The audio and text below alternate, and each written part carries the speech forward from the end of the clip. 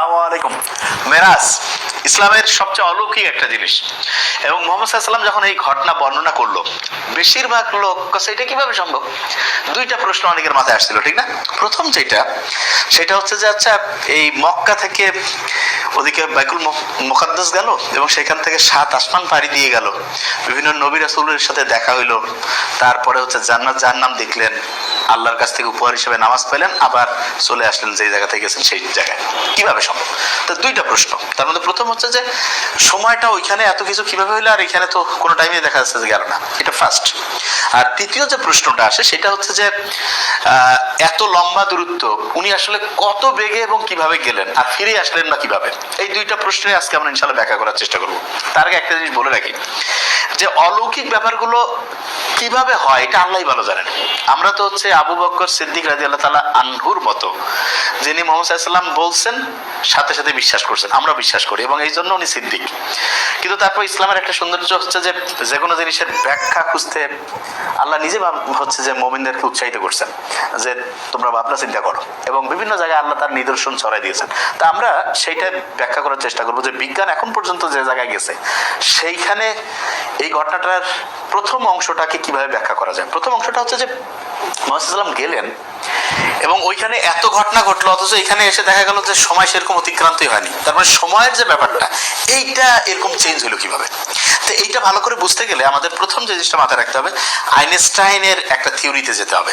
আচ্ছা, আইনস্টাইন কি বলছেন সেটা বোঝার আগে একটা জিনিস আগে বলি, সেটা হচ্ছে আমরা নর্মালি যেটা জানি সেটা কি, যে সময় হচ্ছে যে সব জায়গায় একই রকম না, কিন্তু আইনস্টাইনের যে আপেক্ষিক তত্ত্ব সেইটা অনুযায়ী ধরা যাক যে আমরা যদি একটা নবযানের মধ্যে ঢুকি, ধরা যাক যে আমি ক্লাস নিচ্ছি, আমি এখানে ঢুকে পড়ছি একটা নবযান, এবং যারা শুনতেছে তারাও ঢুকছে, এবং এটা অ্যাবসলিউটলি আলোর বেগে চলতেছে। কি বেগে? আলোর বেগে। এটা যদি আলোর বেগে চলতে থাকে, দেখা গেল 1 ঘন্টা চললো, 1 সপ্তাহ চললো, 1 মাস গেল, 1 বছর গেল, এরকম করে ধরা যাক যে 50 বছর দৌড়াইছে এই নবযানটা। আমি ওইখানে ক্লাস নিচ্ছি, সাথে অন্য যারা শুনতেছে তারাও ঢুকছে।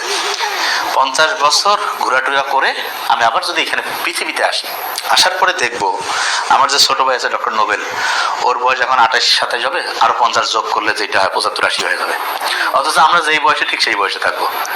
তো ভাই এটা আবার কেমন কথা? এটাই সত্যি কথা। এটা কিভাবে সত্যি? এই যে একটা টি সমান হচ্ছে t naught root over 1 minus V square ভাগ সি স্কয়ার। এই যে টি নটটা হচ্ছে যারা ওই নবযানের মধ্যে গেছে তাদের বয়সটা কিরকম বাড়বে, তাই এটা আমরা বের করি। টি নট সমান হচ্ছে টি গুণন root over 1 minus V square ভাগ সি স্কয়ার। ভি হচ্ছে ওই নবযান যেটা আছে, যেটার মধ্যে আমরা ঢুকে দৌড়াচ্ছিল যেটা, সেইটার বেগ। তো ওইটা যদি আলোর বেগ হয় তাহলে ভিটাকে আমরা সি দিয়ে চেঞ্জ করতে পারি, তার মানে সি স্কয়ার ভাগ সি স্কয়ার মানে 1 থেকে 1 বিয়োগ করলে কত? 0। রুট 0 মানে 0, তাহলে টি গুণন 0 ইকুয়াল কত? 0। আচ্ছা, এখানে অনেকের মধ্যে একটা প্রশ্ন হবে যে ভাই তাহলে এই মেকানিজমকে কাজে লাগিয়ে আল্লাহ যে আমাদের বেহেশতের মধ্যে যে জায়গায় আমরা থাকবো, আল্লাহ যদি চান যে ওইটা গোটালটাই হচ্ছে ওই গোটাল বেহেশতটা আলোর বেগে দৌড়াচ্ছে, তাহলে ওর ভিতরে আমরা যারা আছি 1 সেকেন্ডও সময় বাড়বে না। আচ্ছা, অনেকে এটার বিরোধিতা করতে পারে। কি দিয়ে বিরোধিতা করতে পারে? যে আইনস্টাইন যে আপেক্ষিক তত্ত্বটা দিয়েছে সেখানে 2টা স্বীকার্য আছে, তত্ত্বটা দিয়েছে 2টা স্বীকার্যের উপর ভিত্তি করে। এখন স্বীকার্য 2টা শোনার আগে স্বীকার্য জিনিসটা কি সেইটা আগে বুঝতে হবে। বিজ্ঞানে কিন্তু এরকম 6টা জিনিস আছে মোটা দাগে। একটা হচ্ছে ধারণা, তারপরে একটা হচ্ছে অনুকল্প, এরপরে হচ্ছে স্বীকার্য, তারপরে আছে হচ্ছে নীতি, এরপরে তত্ত্ব, তারপরে সূত্র। তা এই যে স্বীকার্য মানে হচ্ছে একটা জিনিসকে উনি উপস্থাপনের জন্য যেটা স্বীকার করে নিয়েছেন, এইটা একেবারে এমন না যে এটা সব ক্ষেত্রে কার্যকরী। প্রমাণ দিছি তাহলে বোঝা যাবে। স্বীকার্যের যেমন প্রথম একটা কথা আছে এরকম, যে পদার্থ বিজ্ঞানের যে সূত্রগুলো আছে, সূত্রগুলো সব ক্ষেত্রে একইভাবে কাজ করবে, সব ক্ষেত্রে একই রকম হবে। সব ক্ষেত্রে কি হবে? একই রকম হবে। এটা হচ্ছে স্বীকার্য, মানে এটা উনি প্রথমে স্বীকার করে নিয়েই হচ্ছে এই রিলেটিভিটির যে থিওরিটা সেটা দিয়েছেন। এটা 1 নম্বর স্বীকার্য। এখন ইন্টারেস্টিং পয়েন্ট হচ্ছে ব্ল্যাক হোল নাম শুনছি না আমরা, কৃষ্ণ গহ্বর, সেইটার সেন্টার বলে একটা জিনিসকে তার এখন বিজ্ঞানীরা কল্পনা করছে, যার নাম হচ্ছে যেই জায়গাটাকে আমরা যেটার সাথে সম্পর্কিত একটা জিনিস হচ্ছে সিঙ্গুলারিটি, মানে এমন একটা জায়গা যেটা হচ্ছে ব্ল্যাক হোল বা কৃষ্ণ গহ্বরের সেন্টার। সেইখানে আবার এই পদার্থবিজ্ঞানের যে সূত্রগুলো, কোনো সূত্রই কার্যকরী না। পদার্থবিজ্ঞানের সমস্ত সূত্র নিয়ম উল্টাপাল্টা হয়ে যায়। তার মানে স্বীকার্য যে সব ক্ষেত্রে কার্যকরী হবে, বিজ্ঞানেরই এখন নতুন যে ধারণা সেটার সাথে হচ্ছে মিলে না। এবং এটা যারা সায়েন্স বুঝি আমরা জানি যে এটা স্বীকার করেনি। যেমন আরেকটা এক্সাম্পল দিই তাহলে বুঝতে পারবো। যেমন আদর্শ গ্যাসের গতিতত্ত্বের কিছু স্বীকার্য আছে, তার মধ্যে দুইটা কথা এরকম আছে যে গ্যাসের অণুগুলোর নিজস্ব কোনো আয়তন নেই, নিজস্ব কোনো আয়তন নেই, এটা স্বীকার্যের মধ্যে আছে। এবং দ্বিতীয় আরেকটা স্বীকার্যের মধ্যে আরেকটা কথা আছে ওই গ্যাসের গতিতত্ত্বের স্বীকার্য, সেটা কি? সেটা হচ্ছে যে গ্যাসের যে অণুগুলো আছে তারা পরস্পরকে আকর্ষণ বিকর্ষণও করে না, আকর্ষণ ও বিকর্ষণ করে না, বিকর্ষণ করে না। কিন্তু ইন্টারেস্টিং পয়েন্ট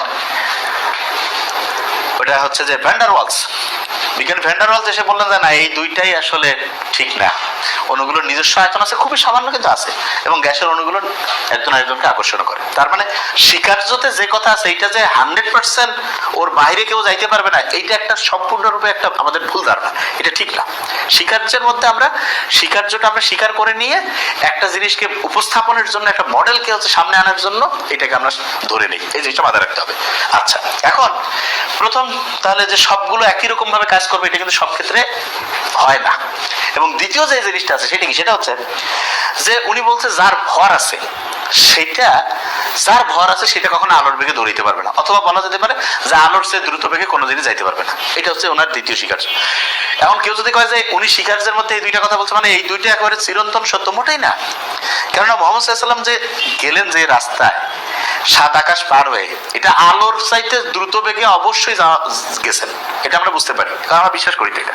কারণ উনি যদি আমরা নর্মালি যে জায়গা থেকে বিগ ব্যাং এর হিসাব সেখান থেকে ধরলেই তো 13 থেকে 14 বিলিয়ন বছর, তাহলে যাতায়াত আবার কত, আবার এটা তো সাত আসমানের হিসাব না, সাত আসমান তো আরো কোথায়, তাহলে ক্যালকুলেশন করলে হচ্ছে যে 40, 45, 90 বিলিয়ন হয়ে যাবে। কিন্তু নো, ব্যাপারটা এটা না। এখানে ব্যাপারটা হচ্ছে কত বেগে গেছে এটা আল্লাহ জানেন, কিন্তু আমরা এটা বুঝতে পারি এত দূরত্ব গিয়েছেন সেটা আলোর চেয়ে বেশি। তার মানে আলোর চেয়ে বেশি বেগে কেউ যাইতে পারবে না, এটা স্বীকার্যের মধ্যে আছে, কিন্তু এটা কেউ এখন পর্যন্ত এটা চিরন্তন কোনো সত্যি কথা না। কেননা অলৌকিক জিনিসগুলো থেকে বোঝা যায় যে আলোর চেয়ে দ্রুত বেগে ওই শক্তিটা আমাদের দেওয়ার ক্যাপাসিটি নেই, কিন্তু আল্লাহর কাছে এটা খুব ভালোভাবে কাজ করে। আচ্ছা, তাহলে আলোর চেয়ে দ্রুত বেগেও মানে একটা নবজানের মধ্যে শক্তি তৈরি করার ক্যাপাসিটি আল্লাহর আছে। এখন এই যে আলোর বেগে কেউ যদি যায় তাহলে তার বয়স 1 সেকেন্ডও বাড়বে না, 1 সেকেন্ডও না। অনেকে বলতে পারে যে ওই ইয়া যে আছে কি বলে এটাকে, যে টুইন প্যারাডক্স যে আছে, টুইন প্যারাডক্সের ব্যাপারটা হচ্ছে ওইখানে যেটা বলছে সেটা হচ্ছে যে দুই যমজ ভাই, একজনকে পৃথিবীতে রাখছে, আরেকজনকে আলোর বেগের কাছাকাছি। আলোর বেগের কাছাকাছি গেলে কিন্তু দেখা যাবে যে সময়টা যে আছে, দেখা যাবে সে ধরা যাক যে ওদিকে গেছে হচ্ছে 5 বছর, এই পৃথিবীর হিসেবে তার 50 বছর গেছে। কিন্তু আমরা যেটা বলতেছি আলোর বেগেই যাবে, আলোর চেয়ে কম বেগে না, আলোর বেগেই, তাহলে সময় 1 সেকেন্ডও বাড়বে না। এইটাই হচ্ছে টি সমান যে কাল দীর্ঘায়নের যে ফর্মুলা, সেখান থেকে আমরা বলছি। ওকে, এখন প্রশ্ন হতে পারে যে তাহলে মুহাম্মদ সাল্লাল্লাহু আলাইহি ওয়াসাল্লাম এই যে এই রাস্তাটা যে গেল আর আসলো, এইটার হচ্ছে যে তাহলে কিভাবে হইতে পারলো? মানে ব্যাপারটা হইলো যে টাইমের ব্যাপারটা তো আমাদের মাথায় আসছে, যে টাইমটা হচ্ছে এরকম করে, মানে আলোর চেয়ে দ্রুত বেগে যাইলে এবং দ্রুত বেগে যদি হচ্ছে যে আসি আমরা, তাহলে ওইখানে ওনার কোনো টাইম পারবে না, কিন্তু এইখানে আবার অনেক টাইম পারবে। আচ্ছা, এখানে একটা জিনিসের অনেকের একটা খটকা লাগবে, সেটা হচ্ছে যে ভাই তাহলে তো মুহাম্মদ সাল্লাল্লাহু আলাইহি ওয়াসাল্লাম যখন আসছেন, আসার পরে তো পৃথিবীতে তো অনেকদিন টাইম চলে যাওয়ার কথা, কিন্তু এইটা তো হইলো না। আচ্ছা, এইখানে খুব ইন্টারেস্টিং, এবং অনেকের মাথায় হবে তাহলে তবে ফর্মুলা মিলবে না। হ্যাঁ, আমরা এখানে যে জিনিসটা খুব ইম্পর্টেন্স দিয়েছি সেটা হচ্ছে যে আমরা বোঝাতে যাচ্ছি যে টাইমের ব্যাপারটা এরকম ওলট পালট করা যায়। ওলট পালট বলতে বোঝাতে যাচ্ছি যে এক জায়গায় টাইম যেভাবে চলতেছে, বেগের পরিবর্তনে টাইমটা চেঞ্জ হয়ে যায়, এবং এইটার উপর ভিত্তি করে হওয়ার কথা নরমালি মুহাম্মদ সাল্লাল্লাহু আলাইহি ওয়াসাল্লাম যখন ওইখান থেকে ফিরে আসলেন, পৃথিবীতে অনেক লম্বা সময় হয়ে যাওয়ার কথা, কিন্তু সেইটা হয় নাই, ঠিক তো? আচ্ছা, যে এটা নরমালি যে থিওরি আছে সেই থিওরি কিন্তু উল্টা। এবং অনেকের মাথায় প্রশ্ন হবে ভাই এটা আবার কেন হচ্ছে, এটা বোঝার জন্য আমি বলবো ক্লোনিং ব্যাপারটা একটু বুঝতে হবে। আমরা নরমালি কি জানি যে একটা মানুষ তৈরির জন্য দুইটা জাইগোট, একটা মায়ের কাছ থেকে একটা বাবার কাছ থেকে, ডিম্বাণু শুক্রাণু একসাথে হবে, তারপর আস্তে আস্তে আস্তে আস্তে একটা হিউম্যান ইঞ্জিনিয়ারিং হতে মানুষ হবে, এটা আমরা জানতাম। তারপরে কি জানা গেল যে মোহাম্মদ কি বলে আদম আলাইসাল্লামের একটা শরীরের বাঁকা হাড় নিয়ে তৈরি করছে হাওয়া আলাইসাল্লাম। তো মানুষ কয় এটা কেমন করে সম্ভব, মানুষের হাড্ডি নিয়ে ফির আবার কি বলে একটা মানুষ বানাবে? এখন আমরা জানি যে একজনের শরীরের একটা দেহকোষ নিয়ে ঠিক তার চেহারা আরেকজনকে বানানো যায়, এটাকে ক্লোনিং বলে। তার মানে ধরা যাক আমার চেহারা মতোই যদি আমার শরীরের একটা অংশ থেকে যদি কাউকে বানায়, আমার মতোই হবে সে, যার চেহারা ঠিক তার সব বৈশিষ্ট্য তার মধ্যে থাকবে। আচ্ছা, কিন্তু আল্লাহ যে ক্লোনিংটা করছে সেটা নর্মালি আমরা যেভাবে ক্লোনিং চিন্তা করি তার ঠিক উল্টা। আমাদের ক্লোনিংটা কি, ছেলের ক্লোনিং করলে ছেলে, মেয়ের ক্লোনিং করলে মেয়ে, যার চেহারা আছে ওইরকম। কিন্তু আল্লাহ আদম আলাইসাল্লামের ক্লোনিং করে বানাইলো কি হাওয়া। নর্মালি তো এটা আমাদের সায়েন্সে আসে না, কিন্তু ক্লোনিং এর যে মানে থিওরিটা যে দেহকোষ থেকে বানানো সেটা কিন্তু ঠিক আছে। এবং একই রকম মেরাজের ক্ষেত্রে যদি আমরা দেখি টাইমটা কিন্তু হওয়ার কথা যে এইখানে হওয়ার কথা হচ্ছে যে যে অনেক সময় চলে গেছে, আর ওইখানে হওয়ার কথা যে অল্প, কিন্তু এখানে পুরা প্যারাডক্সটা উল্টা। আমরা যে জিনিসটা বোঝাতে চাচ্ছি সেটা হচ্ছে টাইমটা যে সব জায়গায় সমান না, এটা কিন্তু আইনস্টাইনের আপেক্ষিক তত্ত্ব আসার পরে এটা প্রমাণিত হয়েছে। এই জায়গাটা আমরা কিন্তু এটা বলতেছি না যে আইনস্টাইনের আপেক্ষিক তত্ত্ব অনুসারে এটা হওয়া উচিত, যে হচ্ছে যে উনি যখন ফিরে আসবেন এখানে আসার পরে হচ্ছে এখানে হচ্ছে যে অল্প সময় পার হওয়ার কথা না, আপেক্ষিক তত্ত্ব অনুসারে এখানে অনেক টাইম চলে যাওয়ার কথা, কিন্তু সেইটা হয়নি।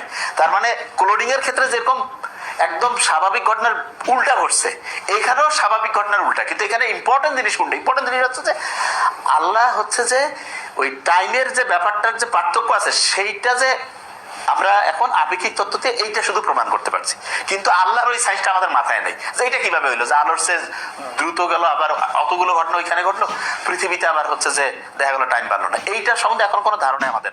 তবে একটা ইন্টারেস্টিং জিনিস আছে, সেটা হচ্ছে যে ওয়ার্ম হোল বলে একটা থিওরি আসছে। ওয়ার্ম হোল এটা কি? আমরা নর্মালি যে মানুষজন আছি সেটা কিন্তু আমরা হচ্ছে বলা যেতে পারে যে 3 ডাইমেনশনে দেখতে পারি। 3 ডাইমেনশন বলতে কি আমি সহজ করে বলি, ধরা যাক এই যে আমার লম্বা, এটা হচ্ছে চওড়া, তার মানে দৈর্ঘ্য প্রস্থ আর হচ্ছে বলা যেতে পারে ওইটাকে বলবো যে ওই সহজ করে দৈর্ঘ্য প্রস্থ এবং উচ্চতা। হ্যাঁ, ঠিক আছে, এইভাবে বললে বোঝা যাবে। এই 3টা ডাইমেনশনকে আমরা সাধারণত বলা যেতে পারে আমাদের ক্যাপাসিটির মধ্যে। ওকে, স্ট্রিং বলে একটা থিওরি আছে। এই থিওরি অনুযায়ী স্ট্রিং যে থিওরি আছে, এই থিওরিটার মূল কথা যদি বলি সেটা হচ্ছে যে মহাবিশ্বের যা কিছু তৈরি হয়েছে এগুলো ছোট্ট কিছু তার, হ্যাঁ, চিকন সরু তার থেকে তৈরি হয়েছে। কিরকম? যে ছোট্ট সরু চিকন তারগুলো প্রতি মুহূর্তে ড্যান্স করতেছে, এবং যেরকম ড্যান্স করে ড্যান্সের ভিন্নতার উপর ভিত্তি করে ভিন্ন ভিন্ন জিনিস তৈরি হয়। একরকম ড্যান্স থেকে ইলেকট্রন, কোন রকম ড্যান্স থেকে প্রোটন, কোনোটা থেকে হচ্ছে পজিট্রন, ভিন্ন ভিন্ন হচ্ছে কণা তৈরি হয়।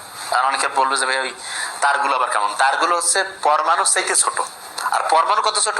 পরমাণুর নিচে যে থাকে তার নিচে যে ফোটাটা থাকে ওইখানে প্রায় 25,000 কোটি কার্বন পরমাণু আছে, তার মানে আনবিলিভেবল ছোট। আচ্ছা, তো স্ট্রিং থিওরি অনুযায়ী যেটা আমরা জানি সেটা হচ্ছে যে 11টা মাত্রা আছে মহাবিশ্বের। তো মাত্রা 11টা মানে হচ্ছে আমরা এটা চিন্তা করতে হবে, কারণ আমরা মানে ত্রিমাত্রিকের বেশি চিন্তায় আনতে পারি না। দ্বিমাত্রিক, নর্মালি দ্বিমাত্রিক ত্রিমাত্রিক পর্যন্ত আমাদের চিন্তা ভাবনা। তো এখানে যে ব্যাপারটা হয়েছে যে ওয়ার্ম হোল যে আছে, এইটার মাধ্যমে যেটা হয় সেটা হচ্ছে যে ধরা যাক যে এখানে একটা থেকে এটা হচ্ছে একটা গ্যালাক্সি, এটা একটা গ্যালাক্সি। তো এইখান থেকে নর্মালি যাওয়ার রাস্তাটা এরকম হওয়ার কথা না, কিন্তু যদি স্ট্রিং থিওরি অনুযায়ী আমরা যদি হিসাব করি যে অনেকগুলো হচ্ছে মাত্রা যদি থাকে, তখন এটাকে ইচ্ছা করলে ফোল্ড করে, ধরা যাক যে একটা কাগজ থাকলে আমি দেখাতে পারতাম, এখানে একটা কাগজ আছে, ধরা যাক যে এই প্রান্ত আর এই প্রান্ত আমি যদি এরকম করি তাহলে দেখা যাচ্ছে না একদম একসাথে চলে আসছে, মানে এইটার সাথে এটার আমি যদি এরকম করে ভাঁজ করে ফেলি তাহলে কিন্তু একদম সেম হয়ে গেছে, ঠিক না? তখন এদিক দিয়ে আমি যদি একটা ছিদ্র করি তাহলে কিন্তু মুহূর্তের মধ্যে হচ্ছে এখান থেকে এখানে যাওয়া যাচ্ছে, কিন্তু নর্মালি কিন্তু কত দূর ছিল। আচ্ছা, তো এরকম শর্টকাট রাস্তা মহাশূন্যের মধ্যে আছে বিজ্ঞানীরা ধারণা করতেছে। তা আমরা জানি শর্টকাট সেই জানে যে ওই বিষয়টা সম্বন্ধে যত এক্সপার্ট। তা আল্লাহ তো সারা মহাবিশ্বের সবকিছু তো আল্লাহ কন্ট্রোল, তার মানে নিশ্চয়ই শর্টকাট রাস্তা আছে, এবং দ্রুততার সাথেও মোহাম্মদ সাল্লাল্লাহু আলাইহি ওয়াসাল্লাম গেছে এবং যে চলে আসছে। আমাদের মূল ব্যাপারটা যেটা আমরা বোঝানোর চেষ্টা করছি সেটা হচ্ছে যে দেখুন যে বিজ্ঞানের আবিষ্কারগুলো কিন্তু ক্রমাগত হচ্ছে আস্তে আস্তে আসতেছে, কিন্তু মোহাম্মদ সাল্লাল্লাহু আলাইহি ওয়াসাল্লাম যখন 1500 বছর আগে মেরাজের ঘটনা বলছে তখন কিন্তু বেশিরভাগ ক্ষেত্রে কেউ সময় যে ভিন্ন রকম হইতে পারে এটা সম্বন্ধে কারো ধারণা ছিল না। কিন্তু আপেক্ষিক তত্ত্ব এসে কি প্রমাণ হইল যে না, সময়টা সব জায়গায় একরকম না, সময়টা ভিন্নভাবে এটা গতির উপর নির্ভর করে। তো তো এই জিনিসটা কিন্তু প্রমাণিত হয়েছে, কিন্তু এটা এখন আমরা কেউ প্রমাণ করতে পারছি না যে উনি এত মানে হচ্ছে যে ঘটনাগুলো এখানে ঘটলো, ঘটার পরে তো এখানে আরো বেশি সময় যাওয়ার কথা, কিন্তু এটা তো হইলো না, অবশ্যই হয়নি। এইটাই হচ্ছে মানে ক্লোনিং এর ক্ষেত্রে যেমন হচ্ছে যে দেহকোষ থেকে আল্লাহ বানাইলো, কিন্তু উল্টাও করে দিয়েছে এখানেও। কিন্তু নর্মালি উনি মোহাম্মদ সাল্লাল্লাহু আলাইহি সাল্লাম গেল, এত কিছু দেখলো, পৃথিবীতে অনেক লম্বা সময় হওয়ার কথা। যেটা আমি বলছিলাম যে আমরা যদি টাইম মেশিনে মানে আলোর বেগে দৌড়ে এরকম নবজানে যাই, আসার পরে দেখবো আমার ছোট ভাই আমার চাইতে বড় একদম হচ্ছে যে 75-80 বছরের বয়স হয়ে গেছে, অথচ আমরা আলোর বেগে চললে দেখা যাবে যে এসে আমাদের ওই ইয়াংয়ে আছে, ঠিক না? তার মানে দুনিয়াতে যে যে গেছে তার কিন্তু বয়স বেড়ে যাওয়ার কথা, কিন্তু আল্লাহর ক্ষেত্রে এটা ঠিক বিপরীত ঘটনা ঘটছে। তো এইটা হচ্ছে আল্লাহর অলৌকিকতা, মানে আল্লাহর যে ঘটনাগুলো এটা এখনো আমাদের, আল্লাহ তো বলছে আমি মানুষকে সামান্যতম জ্ঞানের অধিকারী করছি। তার মানে সামান্যতম জ্ঞান দিয়ে আমরা বুঝতেছি যে একটা অংশ আমরা ব্যাখ্যা করতে পারছি, কিন্তু অন্য অংশ এখনো ব্যাখ্যা করতে পারছি না। আল্লাহ যে আমাদের বেহেশতে আমাদের যদি যাওয়ার তৌফিক দান করে, আল্লাহর কাছে হয়তো আমরা এই ব্যাখ্যাগুলো জানতে চাবো যে আসলে এটা কিভাবে হয়, এবং তখন হয়তো বা ওইটা জানতে পারাটা একটা অন্যরকম মজার ঘটনা হতে পারে। Thank you so much. আসসালামু আলাইকুম।